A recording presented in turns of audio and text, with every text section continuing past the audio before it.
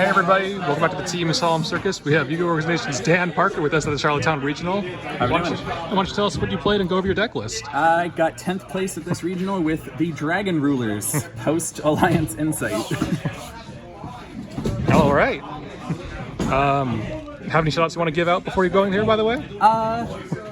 Some. Definitely shout out to Tyler and Patrick for lending me cards. I was not able to find my Archlord Christia in the mountain of cards. Other shout outs, everyone from Nova Scotia who drove up.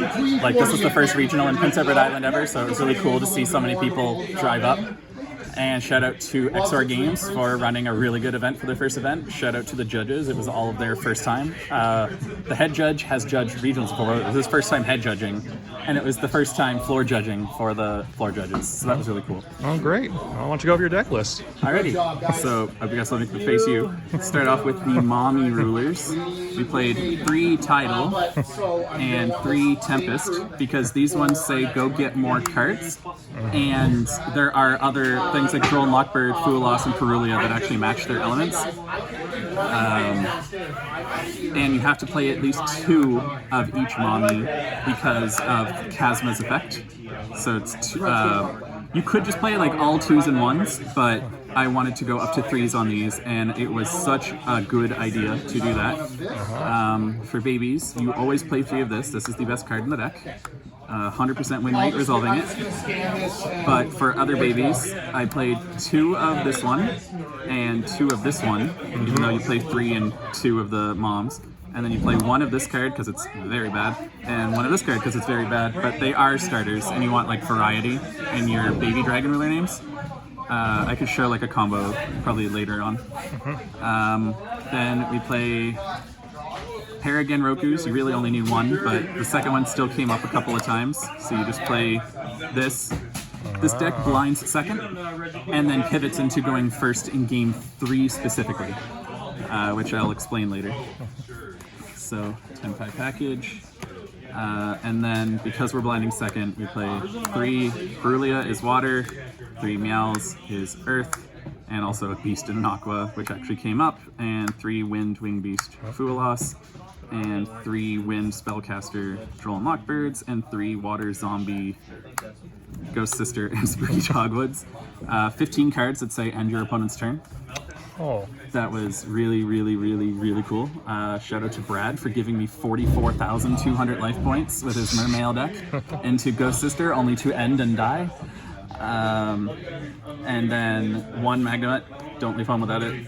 1 Nib, not for cross out, but just for something that a Mulcharmies to draw into. When I did the math on this card, the Mulcharmies, if they summon 5 times and you use Fuelos, the 4 draws plus the 5 you start with means that there is a 25% chance to draw into 2 Nibiru's if you play 3 of the card. It goes from like it's 25% chance to draw into it when you're on 1. When you have 3, you always draw into 2. Like, if you have like this and a Mulcharmy, and they give you like the 4 draws for the 5 summons, you will always draw into a second one, so you don't want to play more than 1 of this card. But playing 1 of them in my current deck was 25% to see it into a Mulcharmy. And then to round out the monsters, this and this. This is partially why you want like all those different attributes and the types for Iskados, which I did not play, but it's nice that they're there. This thing is crazy going second because you know what to call. It's into their board, and it can't die by card effects, so like you summon it in a detonator and then just call light, and you can't do anything about it, so that card's pretty cool. And the rest of the deck is spells, so obviously the degenerate cards. Never used that once. I used this every duel. Going first, going second, you always play this like every turn, the first turn you play. There's a lot of like Hydra gets this, makes Chandra, makes a level 7 for overlaying. This is only in there for like if I draw this, then like Hydra can set it from deck. Never once came up. The one time I did hard draw this card, the Hydra got negated. I still wouldn't cut it, it just wasn't like a necessary thing. And then pair of these because I had Dark Ruler No Mores because it didn't matter if I didn't kill you because I still, after the Tenpai combos, could still go into like Kokimi Dragos and stuff. But I wanted more board breakers because I was drawing cards from Mulch Armies so much. And I don't play Ash Blossom, I don't play Valor, I don't play Imperm. Like my opponents always do have a board unless I draw the one of Nib. So these were really nice. Had multiple times where I would draw both. And like drawing 2 board breakers is amazing. Drawing 2 hand traps is terrible. You always need like 3. You Valor a Ash and you Imperm a DUEL Star and they go into Moon and your life just comes to crumbling down. But if you have like Evenly and Lightning Storm kind of thing, like you can beat people. There was like a Desiree with like 3 back row, and it was like Lightning Storm for back row, chain droplets, and negate the Desiree. Is one of my duels was one of that. For the extra deck, you play the mandatory 4 for the Tenpai. Never got to use his double attack, because doubling of the attack because I never drew the summoning, but the multiple attacks still came up, and so did just the 3000 stat line. Crashed into a Fire King Xyz monster. Just crashed into it with that, so that the other attacks could all get through. Never used this to nuke the board, but it still did come up. As I said, a lot of the time you make this, and then you need another level 7 to make, and that's this one here. And again, because you're going second, this lets you just like break a board. There's a lot of cards in my extra deck that are just about breaking boards. This one, this non-once per turn, detach, pop something, banish from the graveyard, triggers your Dragon Ruler searches, and just destroys boards. This, detach, get 2 tokens, attack with it, and it doesn't die while you control a token, and then you slap Zeus on it and break their board. Typhon, did not summon it once, still wouldn't cut it, breaks the board. Disaster Dragon. This is a rank 7 that's made out of 2 rank 7s, and when it's summoned, attaches Dragon Rulers to itself, and then any attribute that is a material under it, which could be all 6, all of your opponent's monsters with that attribute and in their graveyard are banished. So this is, again, like the ultimate board breaker that also gives them no follow-up. This card is also Towers, if it has all 6 attributes under it, so the 2 rank 7s are light and dark, and you attach the 4 old school Dragon Rulers to it, it becomes like 4600 attack and defense, and it's also unaffected by card effects. Never ever happened. Never trying to do this going first. This is such a bad idea to bottleneck yourself into that. This is a go second board breaker, not a go first Towers. It just so happens that like if you do have to like go into battle phase and use like your Tenpai combos and stuff, and then you don't kill them, you can like main phase 2 go into this, take away all of their follow-up, and then have a Towers that they have to top deck into. Rounding out the Xyz monsters, you play 2 Chasma and 1 Eclipse. The big thing about the Dragon Rulers is that they are all hard once per turn across all of their effects. So the babies are hard once per turn each, and the moms have 4 effects, and if any of those 4 effects are activated, you can't use the other 3 of that dragon. Just in case people don't know, each Dragon Ruler can banish 2 monsters that are dragon and or the same attribute as the dragon to summon themselves from the hand or graveyard. That's effect 1. Effect 2 is in the end phase of your opponent's turn. If you control them and they weren't normal summoned, they bounce to hand, and that lets you keep Kokimi Drago alive. The third effect they all share is if they're banished, you search your deck for a dragon with the same attribute as them, and then their 4th effects are the unique ones. So this one is search your deck for any dragon in the game, this is Foolish Burial, this is Monster Reborn, and this is destroy a card on the field. All of those are ignition effects, but they are like why these cards got banned in the first place. For the babies, they all say discard me and a dragon or this a card of my element, so this in a Perulia or this in a dragon. Just special summon the mom from the deck, but it can't attack. And then Spectral discards itself from the hand in any light, like Nibiru, or any dragon, to search for 2 Dragon Ruler monsters, which is disgusting. What this guy says on summon is that he targets a baby Dragon Ruler in your graveyard or banish and puts it back in your deck to resolve it a second time that turn. Like you just put back Burner and get another blaster out of your deck. He also can detach materials to negate spell or traps. This one detaches material to dump for cost one of the moms and then resolve its unique effect as a quick effect.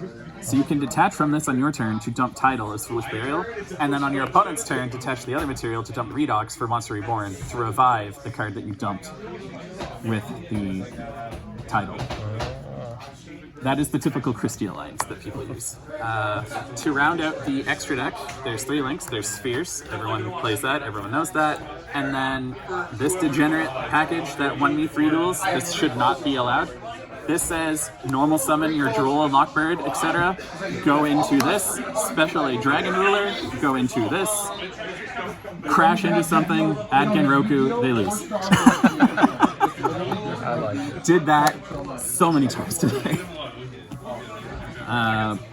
In the side deck, we have the Christia. You side this in when you're going first, which is game 3. You always blind second, and then in game 2, if you lost the die roll, they just assume that you wanted to go first still because they all know that, like, Christia combos and stuff. So they still let you go second. It's when you Tenpai them again in game 2, when you do like the Almirage Hida stuff, that's when they're going to put you on first. Or if you lose game 2 and know for sure you're going first in game 3, that's when you side out like all the Mulcharmies and you put in Christia, you take out the Zeus for this, because it searches for Archnemesis Protos off of any 2 level 4s by searching for this, which searches for Protos and puts back a Dragon Ruler. And you put in 3 of those, and you put in 3 of those, and you put in this thing, and you don't have enough side outs for all your Mulcharmies, so you leave 1 Perulia and 1 Fuelos because they're a water and a wind. And then I just decided, like, in case I went against like Labyrinth or something, and then the anti-malice stuff, again, you can use Chasma to dump and then Redox to revive, and just pull this out of your deck. These aren't Earths, Winds, Waters, Fires, so they're not like great to like have. Did not dual Malice today, thankfully. Don't like that deck, but that rounds out the side. Without taking too much time, a typical combo would be like using this to search for Blaster and Dragon Ruler. And then banishing Blaster to summon that Dragon Ruler, the bigger ones.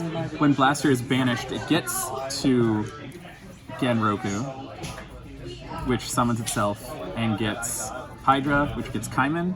Kaiman gets you to Chandra, and then Chandra specials itself. And you would still have Dragon Ruler, doesn't matter which one, that you banish Blaster to summon. From here, these can synchro summon for Bident, tried and true. You don't need a battle phase for Bident to be a good card. Still revives this, and that's 2 level 7s. And that gives you Chasma, which can detach to dump another big one, like Tidal for cost. And then Tidal dumps, like, you know, the Christia, wherever I put it. I think it's in here. It is. So the Tidal dumps Christia, and then you still have this, and then you can just like banish to revive Tidal. Just banish 2. Doesn't matter which ones. That. Well, maybe not him because he's pretty good, but just like banish like 2 to revive Tidal.